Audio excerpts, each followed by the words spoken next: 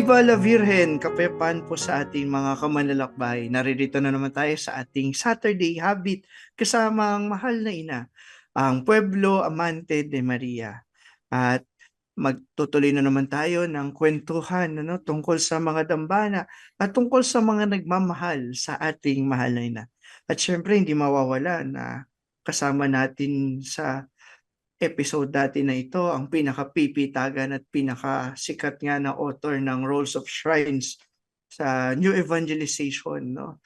Ang kilalang-kilala ngayon, no? Si Brother Kendrick Ivan Panganiban. Viva la Virgen! Kapayapaan po sa inyo, Brother Ivan! Viva la Virgen po, kapayapaan po sa lahat ating mga kamanlalakbay. So katulad po nung nakaraang episode po natin, tayo po ngayon ay nagbabalik doon po sa ating Diocesan Shrine of Our Lady of Mercy sa Novaliches.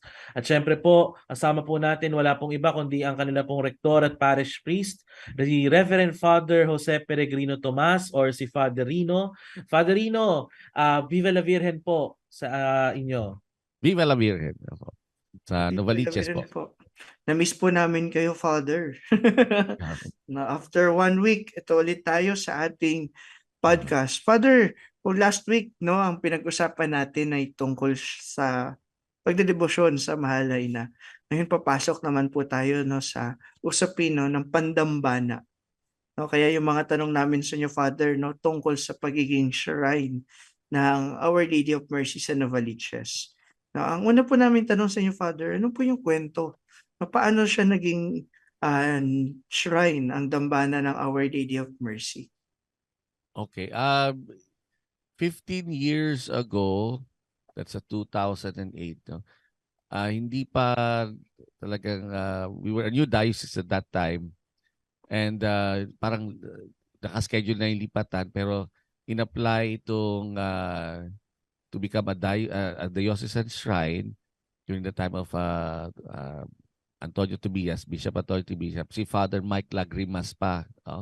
But it was approved during the time of Father Monte Carlo Veloria. So they decided to, that was the time na ni-renovate kasi nila yung sanctuary. So nagkaroon ng retablo. And ito talaga yung oldest church in Novaliches, the diocese. Yun nga, although ang pinili na cathedral ay ang Good Shepherd kasi mas accessible daw yata yun doon. Pero at the same time, ito kasi talaga yung parang tinuturing na parang Quiapo dito sa area ng Novaliches. Ito talaga yung puntahan ng mga tao. Ito talaga yung marami ang tao dito. So it was approved and it became diocesan shrine. And at the same time doon, yung carillon bells was also installed the year after yata na because of or is it the year after yung carillon bells. So may mga improvements na ginawa dito. That's why it merited to become a diocesan shrine. So nga, medyo tedious ang pagiging shrine, no? Kasi unang-una, first time ko na ma-assign sa ganitong busy na parish. Unang-una, yung confession. May regular confession talaga in the afternoon. Although ngayong medyo pandemic, nabalik na namin pero hindi pa talaga sa confessional sa labas pa kami, no? Para open air, no? Pero every afternoon. Pero it is also the point na kung meron man mag-request, there is always a priest available na kahit sa umaga, although doon na lang sa parish office, meron counseling room kami doon. Pero ngayon, meron lang talagang regular confession na even, minsan nga pati ka, yung ibang parokya na minsan may mga pakakasal sa kanila, okay, mag-first communion sa kanila, dito pa pinapadala kasi alam nila na talaga dito regular talaga yung confession. Misa namin dito, yung pinagalingan ko para isa lang sa umaga, isa sa hapon, pero dito hindi. Meron kaming 6, 7, hindi pa namin binabalik yung 8 o'clock in the morning kasi medyo pandemic pa rin. Pero dati merong 8 o'clock, so 7, ngayon 6, 7, and then 12 o'clock, and then 4 o'clock, 5 o'clock, and 6 o'clock. But this is also very busy, lalo na sa BEC. Kasi dalawang barangay ito, Barangay Dover Proper, Barangay Santa Monica. Talagang everyday, pag sinasabi nila BEC 1, 2, 3, every calendar date, yun ang BEC na pagmimisahan namin. Point na meron pa nga yung sa Aguardiente na nilagay na lang sila sa 4 o'clock, no? So north, Wala. south, east, and west. So Grabe. gano'n talaga. So may kasama kami sa labas na nagmimisa every 6 o'clock or 4 o'clock. Pero dito sa simbahan, regular pa rin yun. Bukod pa doon sa may dalawang funeral parlors, yung St. Peter, Takano, Funerario Novaliches. So we also cater to and serve that parish, yung chapels na yon. No? So yung marami talaga nga dito. We Saturday is a busy day talaga dito kasi talagang it's a devotion to Our Lady of Mercy. Mm-mm. So from the very early in the morning ay meron kami sa misa sa mezzanine. Nandun yung crowned image, yung original image ng Our Lady of Mercy. At yung 7, baba na kami. And then yung Confradia, they will always have their meeting or their devotion, 3 o'clock, diretso na sa 4 o'clock. No? And ito rin, meron rin kami na every third Saturday na confirmation. This is designated by the bishop to be one of those shrines to be serving a regular confirmation. Kung hindi, usually si Bishop Antonio Tobias, our emeritus bishop, kundi naman, I have been delegated to have a confirmation here in the shrine. So talaga very busy talaga itong aming shrine. No? So yun ang regular schedule namin. No? Never a dull moment dito. Nga po, no? Kami yung ginagawa sa Oh, shrine. So, kamanlalakbay. So nalaman po natin yung dami po ng kanilang misa at syempre po kung gusto po ninyo na mangumpisal po doon sa ating shrine. So nabanggit po ni Father kanina yung kanila pong schedule po ng confession.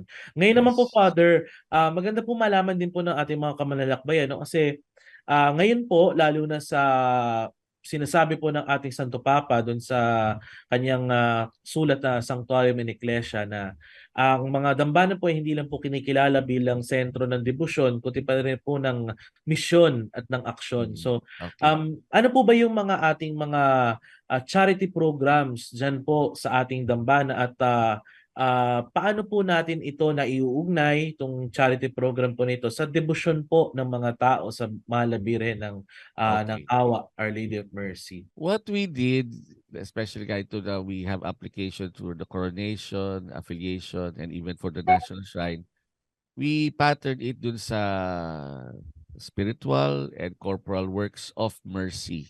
Diba? So, ang catechism dito, on regular basis, of course, meron kaming 2 catechism. Dati nga, 3 yung katekista namin, pero ngayon start kami ng 2 muna. So may regular kami na catechism sa schools at saka yung dito sa every Saturday and Sunday, may catechism pa rin dito. We have yung teachings namin every first Friday. May Holy Hour lagi kami at 3 o'clock in the afternoon. And then yung Friday teaching at 7 o'clock. And then, of course, meron pa rin adoration after that. And then yung dati, may dawn procession kami on Saturdays, pero ngayon motorcade na muna. So parang tinutuloy pa rin namin yung anong yun. Although, parang kasi people also like it, no? We can reach farther places kaysa yung nag-procession. No? Now, maraming pumupunta sa parish office. To the point nga na sinasayfo na namin, alin ba dito yung mga regular na, yung nga, may mga regular customers kami dyan na naghihingi. Tinitingnan namin, alin ba yung totoo, alin ba yung hindi. No? Pero we have that. No? May budget talaga doon, may mga hinihingan din ng tulong doon. Meron kaming called scholarship, AAP, educational assistance, no? Yun ngayon ang we've had it for mga 5-6 years already. Na at the same time na itong part ng aming novena celebration, we like to congratulate yung mga AAP namin. Marami sa mga scholars namin na nag-graduate with Latin honors, no? Mga cum laude, ganyan, no? And most of them stay, become lectors, lay ministers. So sana they also, we encourage them to also be participative in supporting other scholars. So at least may mga bright future yung aming scholarship na yan. You know? Kahit na pandemic, we continue with it. And then yung feeding program, of course, dati pang Hapag-asa, ngayon hindi pa namin na-implement yung kagaya before the pandemic na talaga may area tapos may catechism. So wala pa masyado. Pero ngayon sa fiesta, every morning may feeding program. So yung kay Nanay Nene, yung Father Joel Benviay Foundation, with the CWL, pag Sunday, pwede take turns, parang first and third Sunday na kung sino man yung nakita nila dyan na mga nagtitinda sa kalye. Kasi sabi ko, in my opinion, sila yung dapat nating tulungan kasi yun lang makabawas man lamang sa intindihin nila yung kakainin nila yung kanilang kita na lang nila sa kanila para sa pamilya nila. So that's what they do, or they take turns, pati yung DMI on Saturdays or Sunday, depende sa schedule nila. Kami yun ang mga feeding programs namin. No? Ang Knights of Columbus, meron sila, of course, yung mga medical programs, ganyan. No? Pinag-uusapan pa namin yung yung burial assistance. Pero what we did, and it was also instigated by the diocese din na yun nga po, we try to tap on government offices, no? Like kasi minsan di naman talaga kaya namin yung financially, pero may mga congressmen or senators na yung pala pwede naman, meron pala sila mga program na ganoon. So we tap into that. So yun ang aming social services program na we tap, pati na yung palibing ng Quezon City. So yun ang aming mga we become the conduit ba, yung parang to go to the government agency, yan. Yung pang mga wala pa kami masyado doon sa mga orphanage, yung housing, wala pang ganun. Pero yun ang mga ginagawa po namin kasi kailangan namin, I demand it na kailangan meron tayong acts of mercy, spiritual and corporal acts of mercy, the best way that we can. Amen. Yeah. Maraming salamat po, Father, no? Sa nalaman po natin yung iba't ibang mga programa ng ating mga shrine, dito sa Our Lady. Nakakatuwa, no? Hindi lang sila busy sa liturgy. Oo, di ba? No? Busy din sa maraming mga aspeto ng pagtulong sa ating kapwa. Pati yung sa history, meron kaming museum na yun nga, minsan ngayon pala namin nagsisimula na para ma-preserve na kasi minsan yung mga gamit ng simbahan napapamigay, no? Yung mga may chapel dito, paano pwede magiging yan? So, naipamigay. In fact, we have yung isang crucifix na ginagamit ng pag Good Friday. One time yata, during the time buhay pa si Father Suarez, nahingi niya, binigay naman ng parish priest. No? Yung pala, very precious pala yun sa Novaliches, but wala, hindi na namin mahabol Pero at least ngayon, we started na we conserve yung mga gamit ng previous parish priest are here. So, kaya we're working also with Father Ted Ryan Perez, yung aming historian, na karoon ng marker dito. It's not the original church, but it is the original location. So, yun yung mga namin sa history. Magbabahagi sa atin ngayon, no? Okay. Tatawagan po ulit natin si Miss Rita Cusio. Viva la Virgen! Kapayapaan po sa inyo, mga kamanlalakbay, Father Franz, Brother Ivan, Father Rino. Mapalad po tayo ngayon, no, na may makakasama naman po tayo na ating lay sharer na deboto po ng Our Lady of Mercy. So kung noong pong nakaraang linggo ang atin pong deboto, no, ay nanay ng isang pare, ngayon naman po ay isang kabataan ang ating magiging lay sharer. Siya po ang officer in charge ng Animators Group, ang secretary po ng Social Communications and Media Ministry. Isa po siyang lector ng Lectors and Commentators Ministry at 15 years na po siyang volunteer, no, since 2008. Siya po ay si Sister Christine Balhin. Viva la Virgen, Sister Christine. Viva la Virgen! Magandang buhay po mga kamanlalakbay. Ako po si Sister Christine po. Ayan. So maraming salamat Sister Christine, no, at binigyan mo kami ng pagkakataon na makasama ka dito sa ating Pueblo Amante de Maria. Maraming salamat din po sa pag-imbita po sa aming dambana ng Diocesanong Dambana at Parokya ng Mahal na Ina ng Awa. Mm-mm. Sige, Sister Christine, yung unang tanong ko sa'yo, paano ka nagdedebosyon sa Our Lady of Mercy? Ako po, katulad po ng nabanggit po kanina, 15 years na po akong volunteer server po dito sa aming dambana. Noong 7 years old pa lang po ako, way back 2008, noong nagkakaroon po ng BSC Mass po, katulad po na nabanggit ni Father Rino, sa mga BSC po. Ako po ay miyembro po ng BSC North Aguardiente. Nung 7 years old pa lang po ako po ay laging iniimbitahan ng aming BSC coordinator na siya rin pong lector and commentator po ng aming simbahan. Iniimbita niya po ako na magbasa tuwing BSC Mass po. Doon po ako nagsimula sa BSC Mass bilang lector po. And dinala niya po ako dito sa simbahan at dahil ako po ay bata pa lang, hindi pa po ako ganap talagang lector and commentator po ng simbahan. Ako po ay pumasok bilang miyembro po ng Children's Core Group. Meron po kaming 2 o'clock or 2 p.m. Mass na kung saan inaalay po yun para sa mga bata po. So bilang 7 years old, dun po ako nagsimula. Nagtitrain po kami na magbasa ng pagiging lector and commentator po sa misa lang po na 2 p.m. And as years po passed by, ako po ay nagsimula na rin po bilang katekista or volunteer catechist po ng ating simbahan. For almost 5 years po akong volunteer catechist tuwing summer po or Mayflower Catechism po. And noong ako po ay nasa almost 12 to 13 or nasa teenage years na po ako po ay pumasok po ng Corsilio.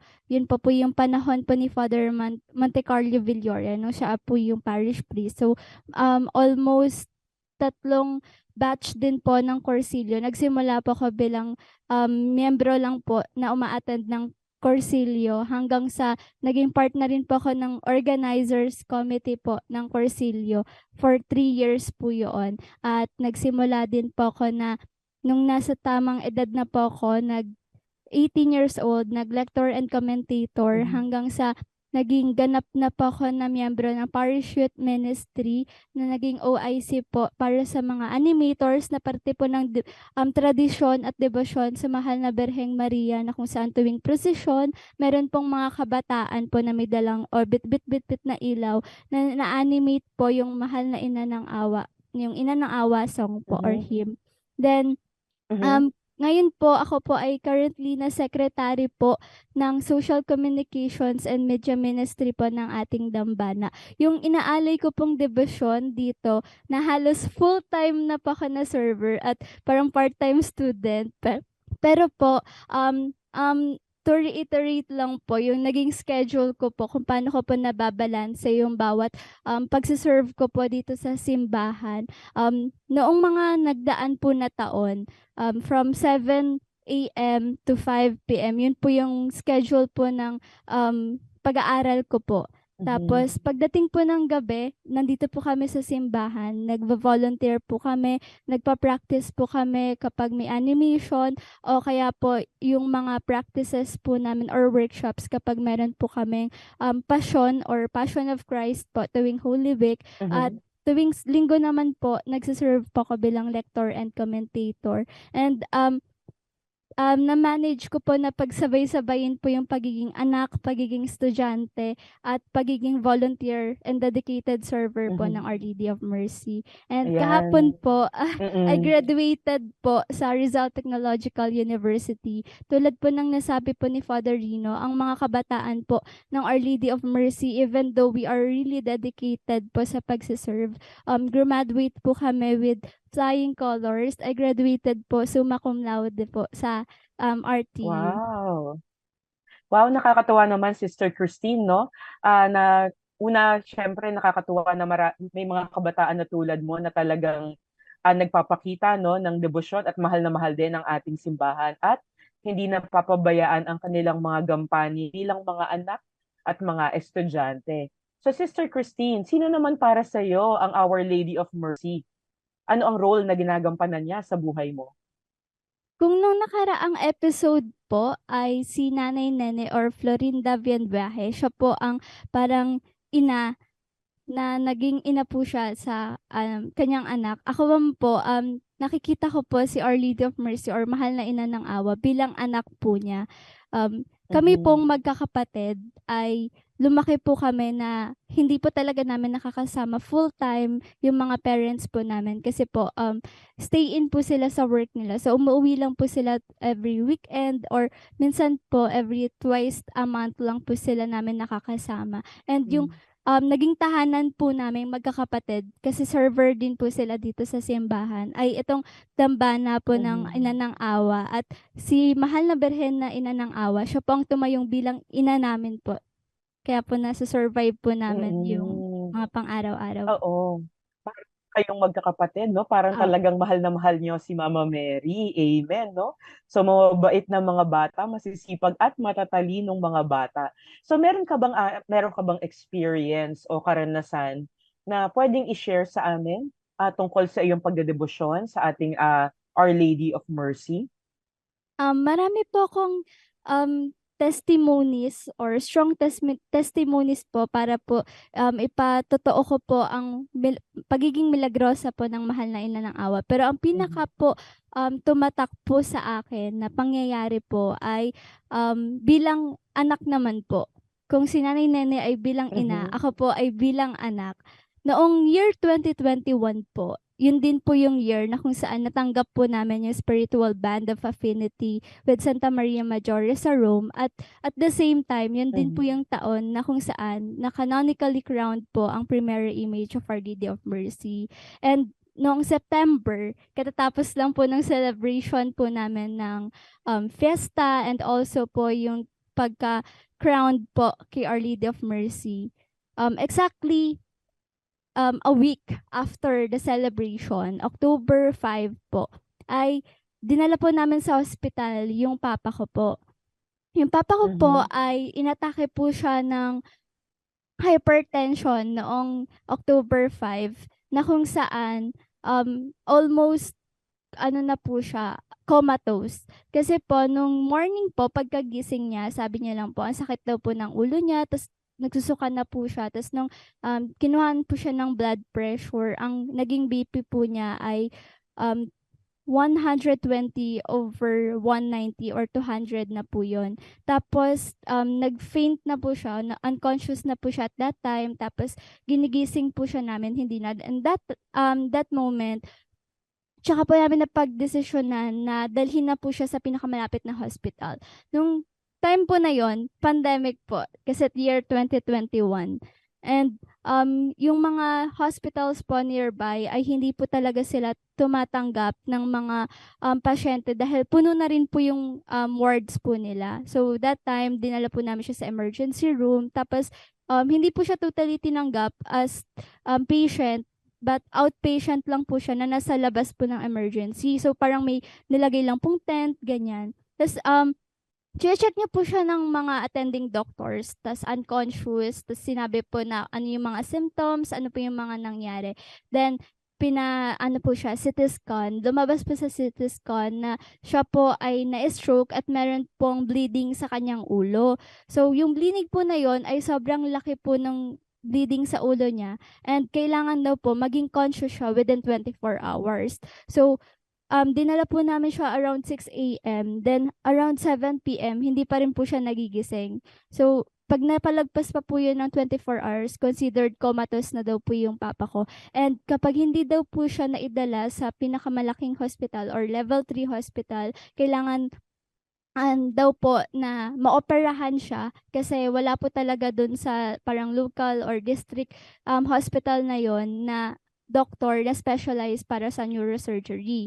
So, nung time po na yon, pinagpipray ko po talaga at dala-dala ko po yung stampita ni Our Lady of Mercy na kung saan yun po yung naging souvenir po namin noong September 24, yung sa Fiesta and Coronation po. Tapos sabi ko po, lagi ko pong pinagpe-pray noong time na yon na sana magising na po si Papa. Tapos, before po ako umalis ng hospital, kasi kailangan ko po umuwi ng bahay, sabi po sa akin ng doktor, kapag hindi daw po nagising si Papa within 24 hours, comatose na daw po siya. And dinagyan na po siya ng tanning na sabi, within 24 hours, pwedeng mamatay daw po yung Papa ko. Tapos, ang stampita po na yun ni Our Lady of Mercy, iniwan ko po siya sa ilalim po ng unan ng Papa ko kung saan po siya nakahiga.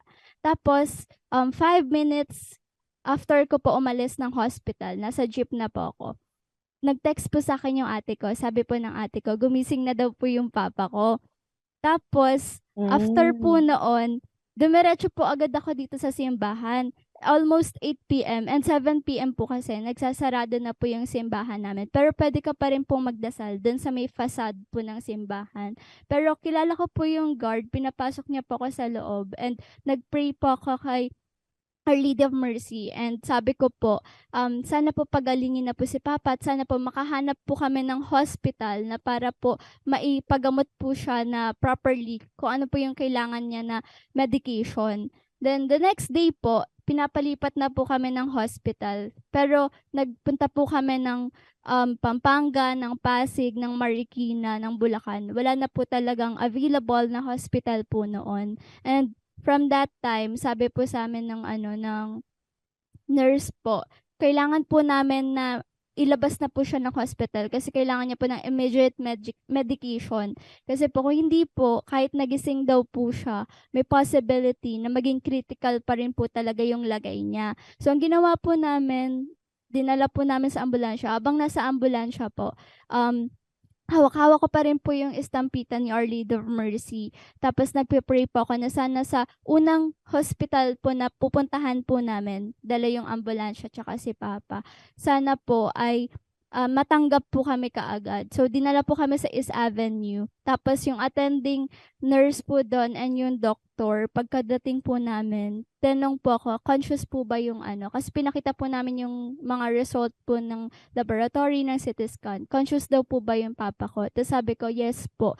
Nakakagalaw po, nakakapagsalita po. Tapos, gulat na gulat po nun yung attending doctor. Kasi sa case daw po ng Papa ko, imposible daw po na nakakapagsalita siya at nakakalakad siya at gising daw po siya.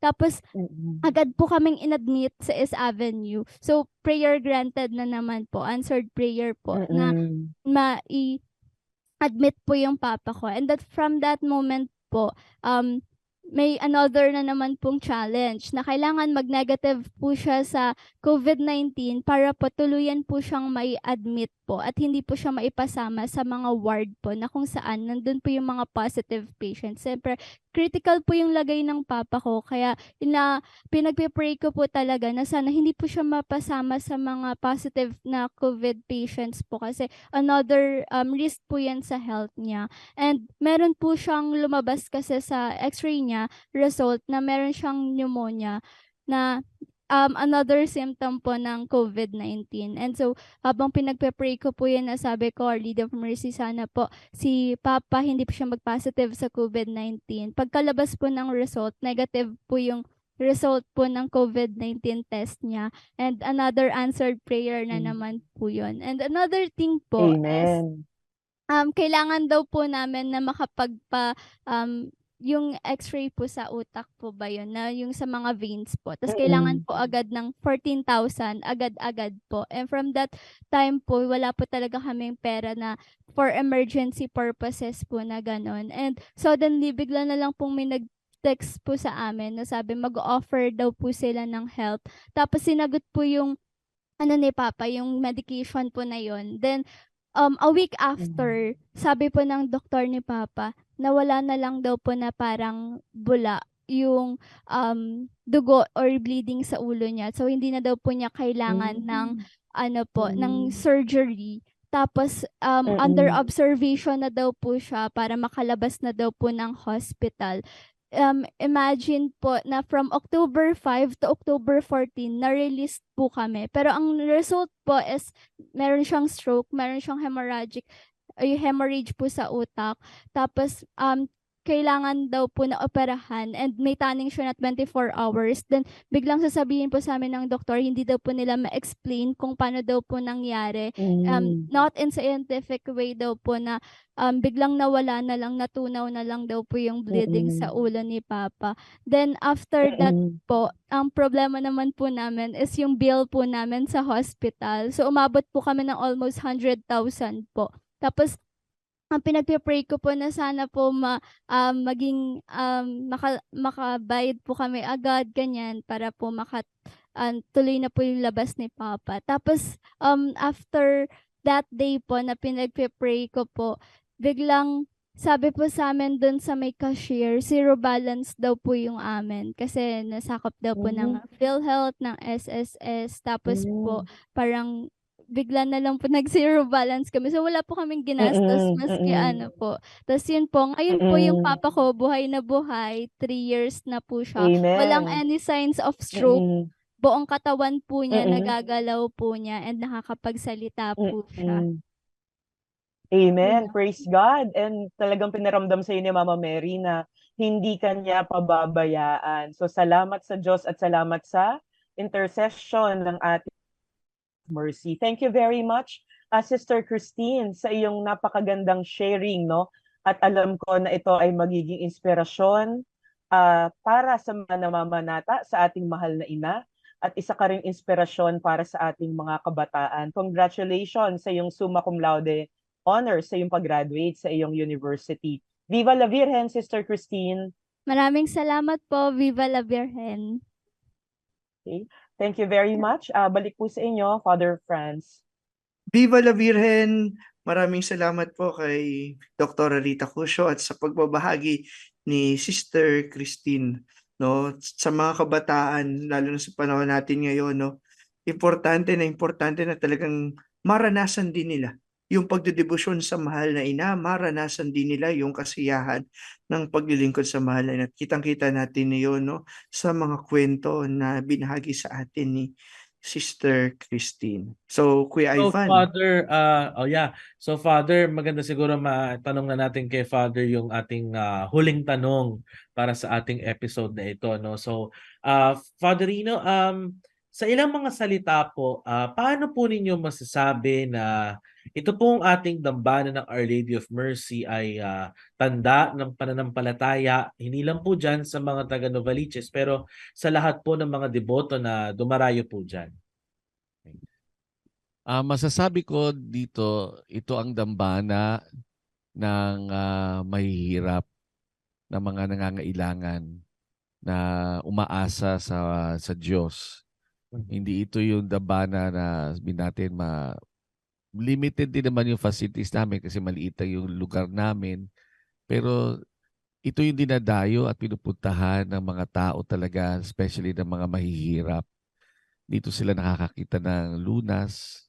Ito, as much as yung mga pinapayagan na rin namin, kaya gaya nung mag-charge ng cellphone na lang sa simbahan, no? Pinapayagan na rin namin, at least makatulong kami sa kanila. Yun ang masasabi ko na what we lack in facility, we have in compassion, and we want yung welcoming other people, no. So ito yung kahit anong oras kayo pumunta, makakakita kayo na bukas ito, maliban na lang siyempre pagsarado na yung simbahan. At anong oras man, lalo pag Sunday, oras-oras ang misa, pwede kayo pumunta dito. Dito kayo makakatagpo na ang mahal na ina, yayakapin kayo. Dito kayo makakita ng kalunasan sa inyong mga problema, mga kabigatan sa buhay. No? At yun ay evident naman doon sa mga shinare na nila. Marami pa mga sharings na kagaya din ng ganyan. No? Pero ito lang yung dalawa na nakita namin available to come today. Yun nga. Marami pa palang magpapatotoo ng Amen. talagang debosyon nila sa mahal na ina. No? Ayan. Ngayon, dadako po tayo ngayon, Father, sa tinatawag ulit natin na do whatever He tells you. No? Yung mga dapat nating gawin, no, sa panahon na to. Una, mga kamanlalakbay, no? Ang Birhen ng De la Merced o ng Our Lady of Mercy, no, nakilala siya doon sa ano po, no? Kadena at saka susi. Kadena at sa susi, no? Simbolo ng paglaya, no? Mga kapatid, no, ipagdasal natin yung mga tao, no, na yung mga kailangan ng paglaya, no? Paglaya doon sa lalo na sa mga tao na biktima ng inhustisya, no, ng mga tao na talagang nangangailangan ng ah, awa ng Diyos na talagang maramdaman nila upang sila ay magbagong buhay din mula doon sa kasalanan at doon sa pagkalaya mula dito. No, panalangin natin sila katulad nung ginawa natin, no, noong nakaraang episode nagdasal tayo ng 10 Baginoong Maria para sa mga nagpapari. Ngayon naman, no, ipagdasal natin ang mga taong nakakulong at nangangailangan ng awa ng Diyos. Nangangailangan din ng hustisya sa ating lipunan, no, sa pamamagitan ng pananalangin para sa kanila ng 10 Baginoong Maria, no? Pagkatiwala natin sila sa ating mahal na ina. Siyempre, manalangin din tayo ng Santo Rosario, no? Para sa kapayapaan ng buong mundo, para sa mga taong mga may hirap at lubhang naapektuhan ng mga nakaraang kalamidad na pinagdaanan ng ating bansa at sa ibang panig ng daigdig din. At yun na nga po, no, patuloy nating suportahan ang shrine na ito ng Our Lady of Mercy sa Novaliches. No, i-like and follow natin yung kanilang Facebook page, patuloy natin i-share yung kanilang mga activities, no, ng kanilang parokya upang mas marami pang makakilala sa Our Lady of Mercy. Hindi gagawa ng challenge. Papangit. Gusto nyo bang pumangit? Ano? Siyempre, patuloy natin mga kapatid, mga kamanlalakbay, i-share natin ang podcast na ito, ibahagi natin sa mas marami pang mga kamanlalakbay. No? Father Rino, ano po ba yung mga gagawin niyo pa po diyan sa inyong parokya ngayong malalapit na ang inyong kapistahan? Ang aming po mga pagdiriwang sa piyesta ay parang may focus by sectors, no? Mga tao na involved. Sa unang-una, yung 15, that's anniversary of the elevation to the diocesan shrine. So, yun ay anniversary namin. No? Parang gugulitain namin kung ano yung ginawa nila noong 15 years ago. Yung 16 naman, yun ay may medical mission sponsored by Couples for Christ. So meron at yun din po may kumpilang bayan din po kami. And then may yung mga hermanos at hermanas, meron silang ballroom dancing. So meron sila yun. And then yung 17, yun ang AYAP, Educational Assistance Program. So merong homecoming sila dito na sa hapon pa lamang. Pero sa gabi talaga yung misa nila sa 6 o'clock. And then yung parang mga awarding sila para sa mga educational assistance. No? Yung 18, may hindi natuloy yung harana kay Maria kasi we just covered na karamihan pala sa mga choir member namin na nasa call center. No? So hindi sila makapag-absent. So hindi natuloy yung aming harana to Maria. Pero noong sa September 19, ang Youth Night. So ito yung mga kabataan na dito lang in front of the patio. Maraming talented sa mga young people ngayon at saka kung yung mga dati strict ang parents, ngayon strict ang children, di nakakalabas yung mga nakatatanda. So we focus on the young people. Lalo na ngayon, marami sila dito, no? And then sa 6 days, so Wednesday, wala naman, feeding program lang. Sa Thursday, sa 21, ito yung cultural night competitions. Yung mga ministries, hindi walang outsider, puro mga ministry volunteers lang. They're grouped and they have a contest, no? By ministry cultural contest, yung competition. And then yung 22, you have the coronation for the Miss Our Lady of Mercy. Yeah. Ito ang mga fundraising din ito. At the same time, we want to choose 3 young ladies who would be representing Our Lady of Mercy, the shrine, and also help in propagation. So, and ito mga kabataan ngayon talagang also magaling din sila mga sumagot. No?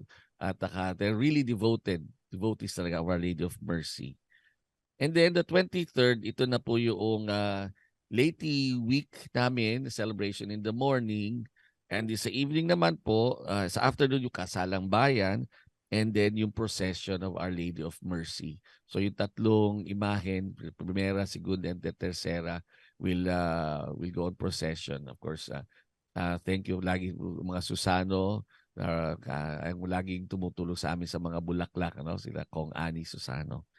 And then yung aming pong fiesta, September 24, happens to fall on a Sunday.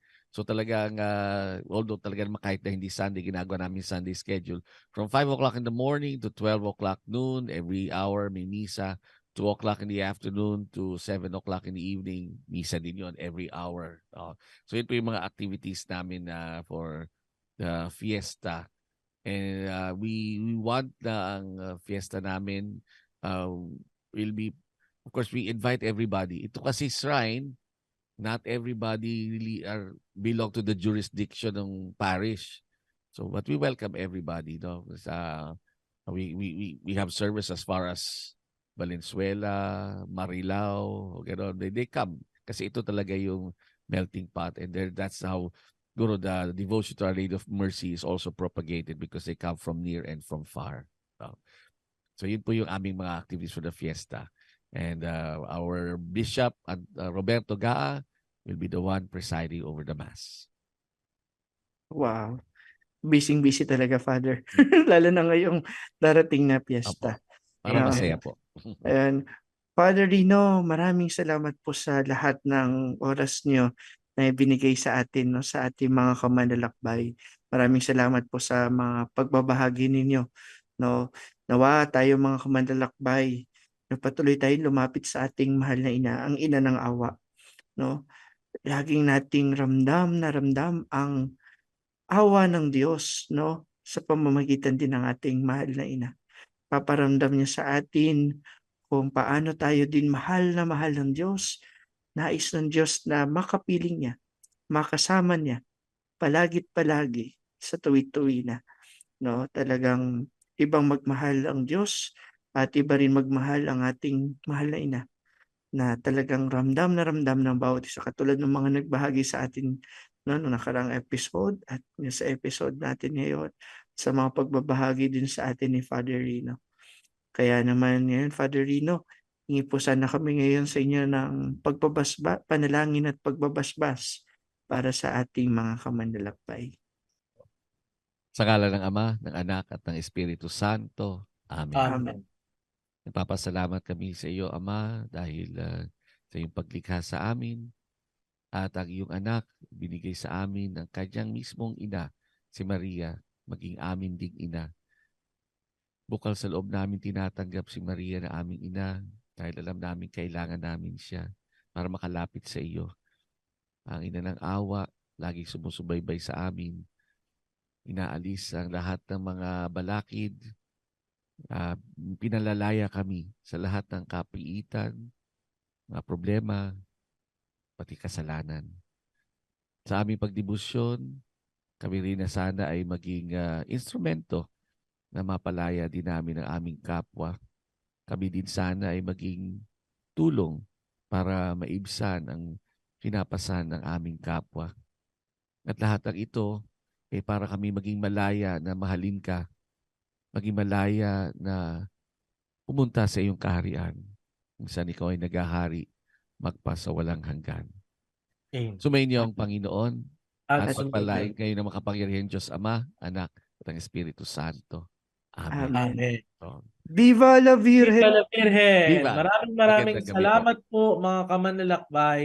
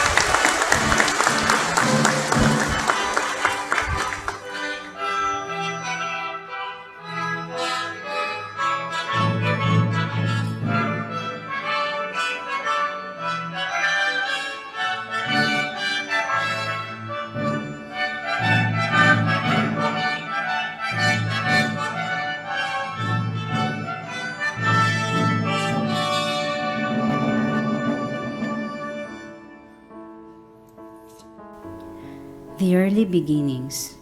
In 1854, the Principales of Polo, Bulacan petitioned the province of Manila that the three haciendas, namely Malinta, Piedad, and Tala, be made into one independent town, Pueblo. On June 15, 1855, the Real Audiencia de Manila approved the petition that the three haciendas be an independent town. On September 22, 1855, Governor General Manuel Crespo E. Cebrian issued the decree creating a new pueblo named Novaliches in honor of the outgoing Governor General Manuel Pavia E. Lassi, Marquez de Novaliches. On August 13, 1856, Fray Santiago Diaz of Paumbong, Bulacan, acting as superior in this jurisdiction of the Augustinians, confirmed with Fray Ortiz de Ginto the appointment of Padre Andres Martin, OSA, as parish priest of the new town of Novaliches, thereby elevating the Capilla del Corpus Christi into a parish.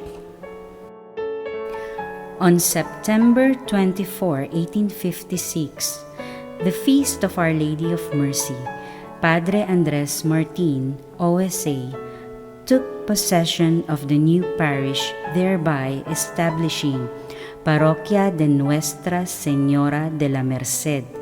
This was commemorated in the bell with the inscription. In 1858, November 26, the town of Novaliches, which was part of Bulacan, was made part of Tondo, Manila. In effect, the Parroquia de Nuestra Señora de la Merced was administered by the Augustinian friars from Tondo until 1898, with Padre Florentino Monasterio, OSA, as the last Augustinian priest. The time of the revolutions. In 1896, Novaliches witnessed intense fighting between the Spanish soldiers and the Katipuneros who burned the convent, where the Spanish soldiers sheltered.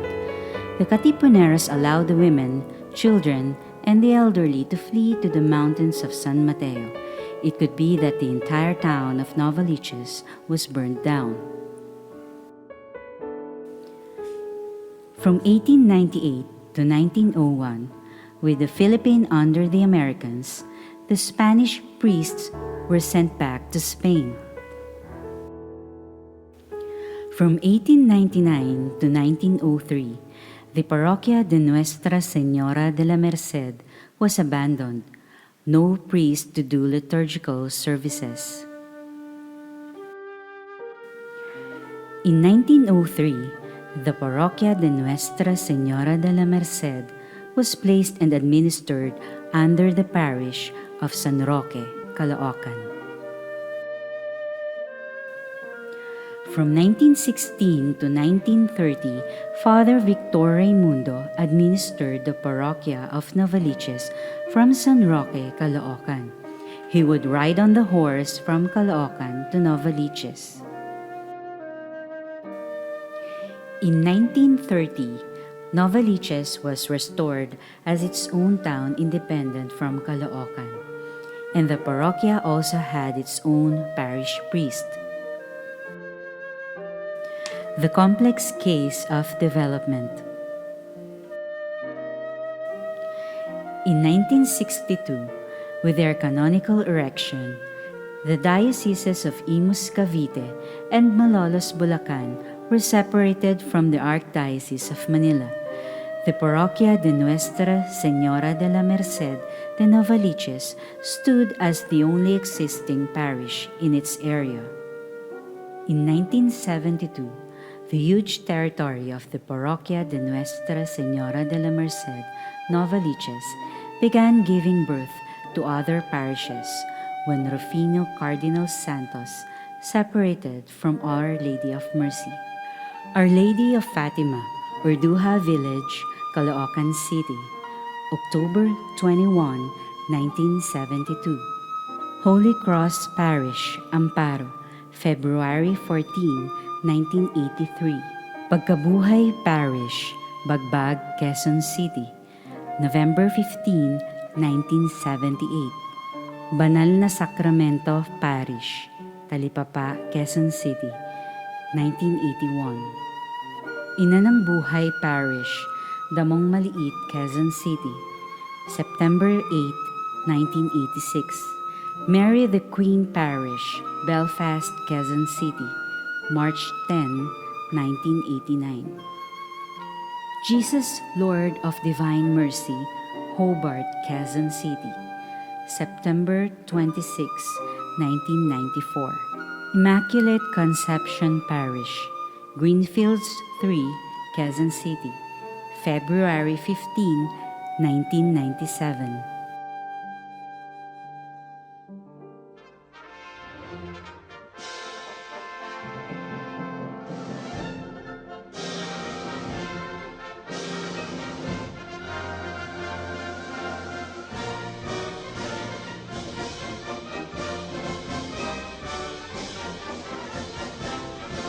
Months ago, Father Rino presented to me or to the consultors a petition, or the Presbyteral Council a petition. A petition, well, informally it has been used already. But formally, he would like to make it a petition so that formally it will also be acknowledged.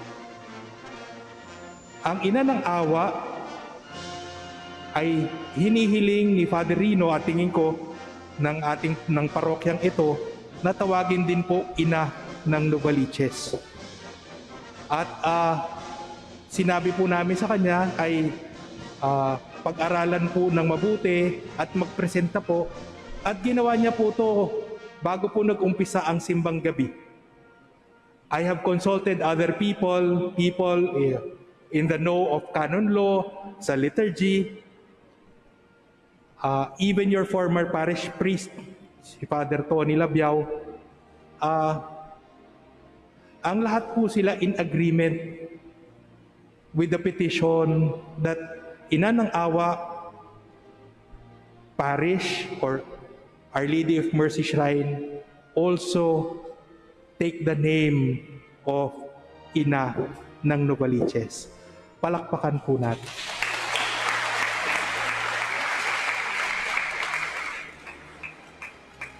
Pumunta po si Father Lino. Father Lino went to the office. Ito po, nandito po sa harap.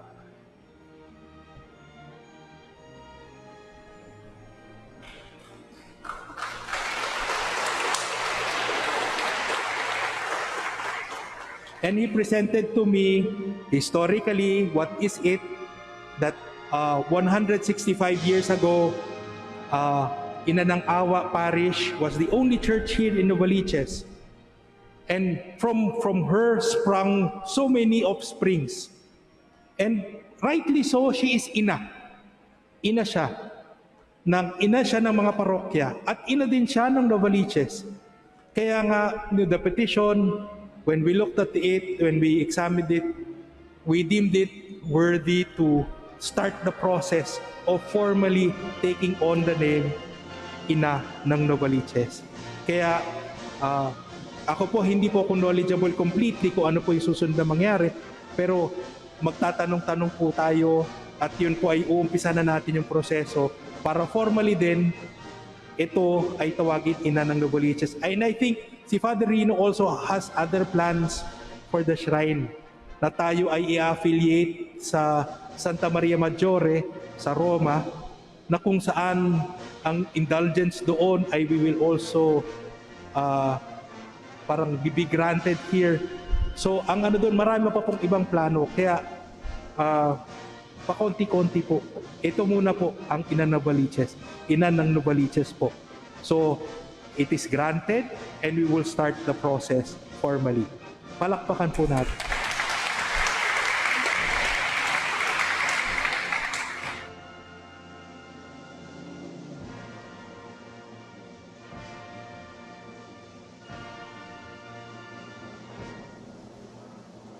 the Papal Basilica of Saint Mary Major, the first shrine dedicated to the Most Holy Mother, the glory and praise of the Council of Ephesus, shone brightly due to the devotion throughout the successive generations of the people of God, and especially to the Roman pontiffs, who greatly endowed with its favors.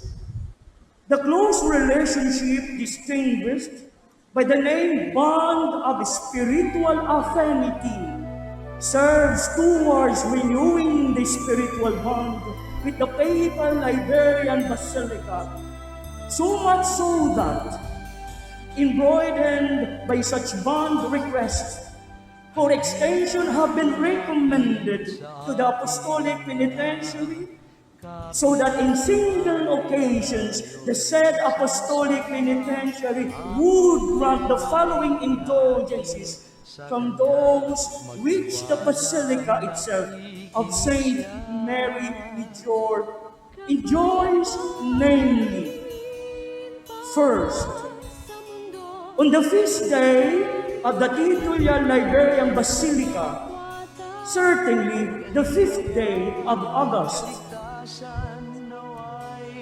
Second, on the feast day of the Church itself. Third, in all the solemnities of the Virgin Mary, Mother of God. Fourth, once a year, on any day of the chosen by the faithful. Fifth, as often as a group of pilgrims would sojourn to the said Liberian Basilica for the sake of devotion. These indulgences have been granted with pleasure under the customary conditions to the church, parish, and shrine dedicated to Our Lady of Mercy of Novaliches, situated in Novaliches, Diocese, Novaliches. The church itself has been inscribed by the register of the Basilica with the accompanying document of the Apostolic Penitentiary, by which the indulgences have been duly granted.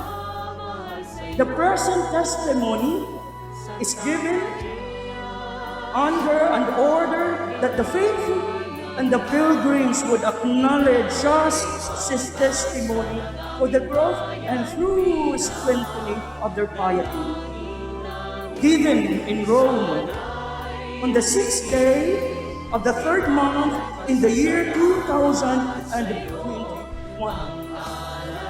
Cardinal of the Holy Roman Church, Stanislao Rego, Archpriest in the Papal Liberian Basilica.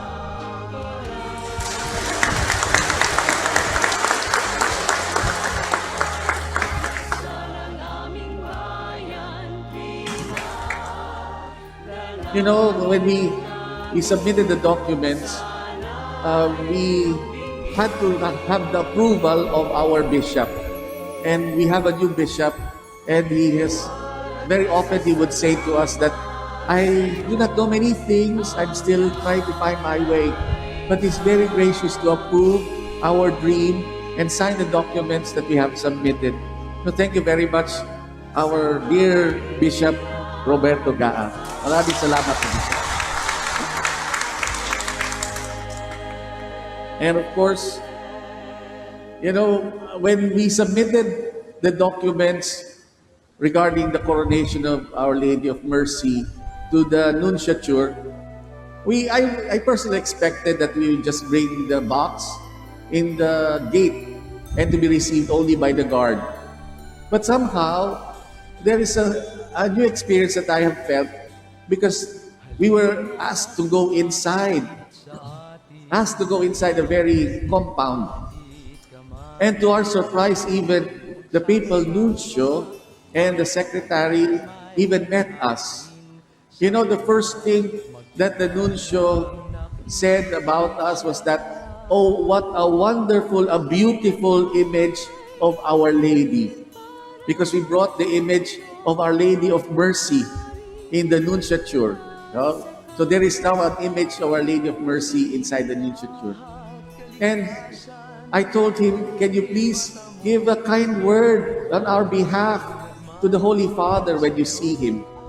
And he said, of course, if it were for me, I would have approved it. No? Of course, I'm not the one to approve it. No?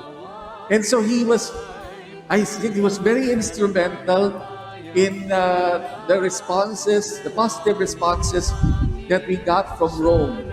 First, we now have the declaration of our affinity to Santa Maria Maggiore. And this is important because being a sister church of that mother church in Rome, we have the indulgences, all the graces that is given to us today. And today, we are surprised because, again, our people, Lucio, has been very kind to us that he has given me an envelope. Actually, it was given to our bishop. The envelope contains the approval for the coronation of Our Lady of Mercy.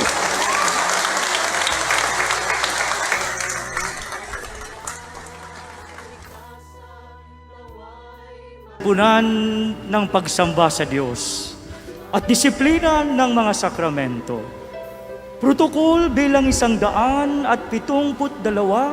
sa 21. Para sa mga taga-Novaliches, alinsunod sa kahilingan ng lubhang kagalang-galang Roberto O. Gaa, Obispo ng Novaliches, sa isang liham noong 18 ng Pebrero, 2021,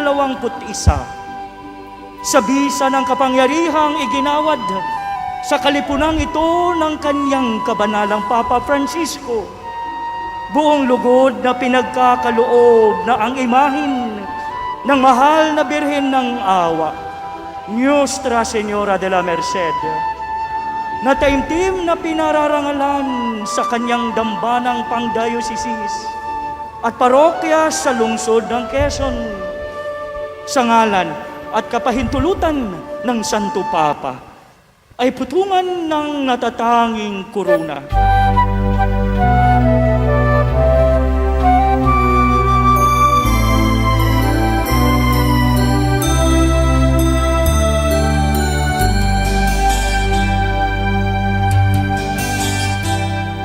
Halina at lumapit sa ating ina, kapit kamay tayo'y magsama-sama, mga problema'y ihain sa Kanya, magtiwalang nakikinig siya. Kapayapa'y hingin para sa mundo, nang maghari katarungan sa kapwa-tao. Kaligayahan at kaligtasan naway matamo nitong bayang nagmamahal sa'yo. Santa Maria, Ina ng awa, ika'y pag-asa ng aming bayan. Tuwina, dalangin namin, sana'y iyong dinggin, tiwala at pasasalamat sa'yo ang alay namin.